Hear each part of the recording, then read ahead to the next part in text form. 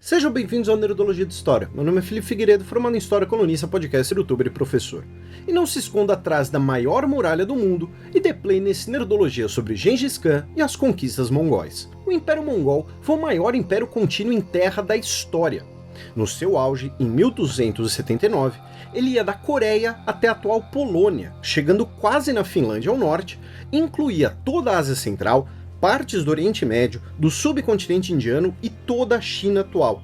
Isso corresponde a mais ou menos 16% de todo o território mundial e quase 3 vezes o tamanho atual do Brasil. O único império maior que o mongol foi o Império Britânico, na virada do século XIX para o XX, mas ele não era contínuo, era distribuído por todos os continentes.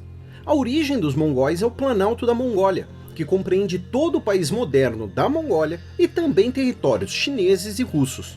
Hoje, mongol é uma nacionalidade, porém, em uma classificação mais ampla, como a usada na Idade Média, o termo significava um conjunto de povos e tribos asiáticos, especialmente os que falavam dialetos e idiomas ligados ao que é chamado de línguas mongólicas, mas também turcos, turcomanos, tártaros, cazaques, dentre outros.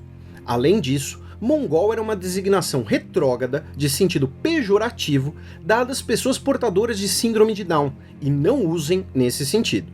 O território do Planalto da Mongólia, até o século XIII, era domínio chinês, que mantinha as diversas tribos locais sob seu controle militar, aproveitando-se de rivalidades locais e guerras entre chefes tribais. Isso vai mudar com a ascensão de Temujin, nome que pode significar ferreiro ou forte como ferro. Você já deve ter ouvido falar nele pelo seu título único na história, Gengis Khan, que significa algo como o Grande Khan. Em Portugal, muitas vezes o título é transliterado com a letra C. Khan é uma palavra que significa senhor ou chefe, tanto em mongol quanto em turco, e ele lidera um kanato. Seus sucessores adotaram o título de Khagan, que além de despertar a 5ª série dentro de nós, significa Khan dos Khans. Gengis Khan conseguiu unificar as diversas tribos mongóis, seja por relações familiares ou pela vitória militar. Após alguns anos de conflito interno, em 1206, ele foi proclamado líder de todos os mongóis em uma assembleia com todas as tribos. Ele realizou diversas reformas, como a determinação que a pilhagem dos inimigos deveria ser dividida entre as famílias dos guerreiros, não apenas entre os líderes. A estruturação de um exército com unidades de combate independentes e comandantes militares próprios, além de uma guarda real, cujo provável visual inspira o uniforme histórico da atual Guarda de Honra da República da Mongólia. As principais reformas de Gengis Khan foram na vida cotidiana, estabelecendo leis, impostos e comércio entre tribos anteriormente inimigas. Com a unificação, começa a expansão pela conquista e pilhagem, iniciando com expedições punitivas a reinos chineses, que foram obrigados a reconhecer os mongóis como seus senhores. Notem que eu usei o plural, ainda não existiu uma China completamente unificada. Gengis Khan reinou por pouco mais de 20 anos e morreu em 1227, aos 65 anos de idade. Parece pouco tempo, mas, em sua vida, os exércitos mongóis, comandados por ele, seus filhos e seus generais, conquistaram toda a Ásia Central, partes da China, da Sibéria, chegaram na Coreia e na Índia e travaram batalhas no Cáucaso, na Ucrânia e na Crimeia. Exércitos não, hordas. E não é de forma pejorativa. Horda é uma palavra de origem turco-mongol, que significa algo como centro de poder, uma referência a Ger do Khan, uma tenda portátil. Os mongóis eram originalmente nômades. Embora parte de sua população ficasse assentada, os principais líderes migravam em seus cavalos, buscando recursos ou expedições militares. A capital, digamos assim, do império, então, era onde estava a tenda do Khan. Quando Gengis Khan morreu, ele nomeou seu terceiro filho, Ogedei, como seu sucessor, que continuou as conquistas e chegou na atual Ucrânia, na época o Rus de Kiev. A expansão mongol era marcada pela brutalidade. Um povo ou reino tinha basicamente 2 opções. Aceitar a autoridade mongol, o que significava que aquele reino continuaria existindo, mas pagaria impostos aos mongóis, cederia tropas para os exércitos do Khan e frequentemente envolvia o casamento de alguma princesa desse reino com um dos líderes mongóis. Caso o reino resistisse, ele era destruído, saqueado e sua população escravizada ou morta com requintes de crueldade. Foi o caso da dinastia Corásmia, que governava a Pérsia. Gengis Khan enviou uma caravana em 1218 para estabelecer relações com o Shah persa, que, desconfiado, pilhou as mercadorias e matou os mongóis.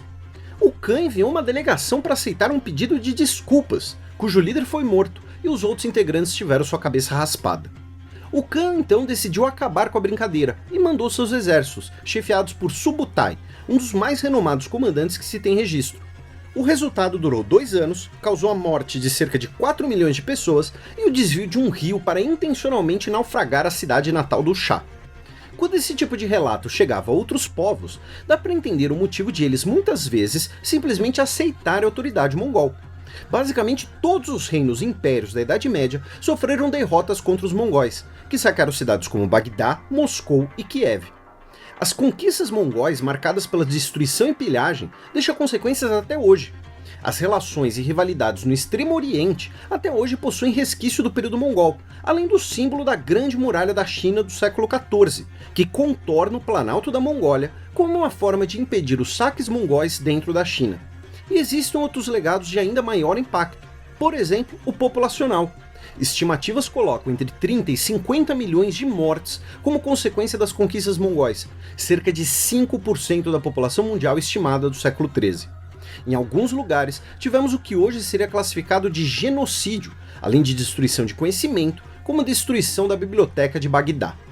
Para o historiador russo Dmitry Likhatchov, a conquista mongol causou séculos de atraso e obscurantismo na Rússia, uma era das trevas, já que a Europa se desenvolvia e iniciava sua expansão marítima enquanto a Rússia era destruída. Além disso, as conquistas mongóis causaram o deslocamento de centenas de milhares de pessoas e o estabelecimento de novos reinos em diferentes locais. Por exemplo, os turcos, que são originários da Ásia Central e chegaram na atual Turquia como parte dos exércitos mongóis. O relato da destruição de Kiev motivou a criação de uma aliança para impedir que os mongóis conquistassem a Europa Central. Em 1241, poloneses, húngaros, croatas e ordens de cavalaria, como os templários e os teutônicos, foram derrotados 2 vezes pelos mongóis. Mesmo assim, os mongóis não avançaram para a sorte da Europa. O que impediu a conquista da Europa foi a morte do Khan Ogedei, o que significava que todos os líderes deveriam retornar para a Mongólia e escolher um novo Khan. Inicia-se um processo de divisão em khanatos e hordas separadas, ligadas ao Khan apenas por laços de lealdade, com conflitos internos pelo protagonismo dentro do Império Mongol. A maior extensão das conquistas será com Kublai Khan, neto de Gengis Khan, mas o Império vai acabar ainda no século XIV, com apenas cerca de 150 anos de existência e um enorme impacto na história. Essa Nerdologia é um oferecimento da Nerd Store. O Dia dos Namorados está chegando e a Nerd Store preparou uma surpresa que veio de uma galáxia muito, muito distante. Dia dos Namorados Nerd Store, nunca mais solo, onde você pode ganhar um brinde exclusivo, o chaveiro I Love You e I Know. E para você ganhar, basta realizar uma compra acima de R$150. Para te ajudar nisso, a Nerd Store preparou um hot site para você encontrar o presente ideal para a data, com descontos de até 50%. Então acesse nerdstore.com.br e garanta o seu presente exclusivo. Nos comentários do último Nerdologia sobre o País Basco, perguntaram se teve algum motivo específico para lembrarem da lei islandesa que autorizava o assassinato de bascos. Teve uma cerimônia de 400 anos do massacre de baleeiros bascos na Islândia, em 2015. A cerimônia ocorreu em um museu local e, nos preparativos, descobriram que, formalmente, a lei, embora não fosse mais usada, ainda estava em vigor. Perguntaram se existia uma aliança entre Catalunha e País Basco durante a Guerra Civil. Temos um Nerdologia sobre esse tema aqui, e a maior parte dessas duas comunidades eram olhadas ao lado dos republicanos, contra os fascistas de Franco. Lembraram do bombardeio de Otxandio, uma pequena cidade na Baía de Viscaia, em 22 de julho de 1936, antes do ataque em Guernica. Embora de menor proporção, esse foi o primeiro bombardeio aéreo contra civis em solo europeu, deixando 61 pessoas mortas, incluindo 24 crianças. Finalmente, muita gente comentou se Vasco da Gama teria alguma relação com os bascos, dada a similaridade do nome e a troca do V pelo B. Pelo que pesquisei, não há uma relação direta, e tanto o navegador quanto seu pai nasceram no sul de Portugal, longe do País Basco. Não se esqueça de curtir e compartilhar o vídeo, assine nosso canal para conhecer mais sobre impérios gigantescos e até a próxima!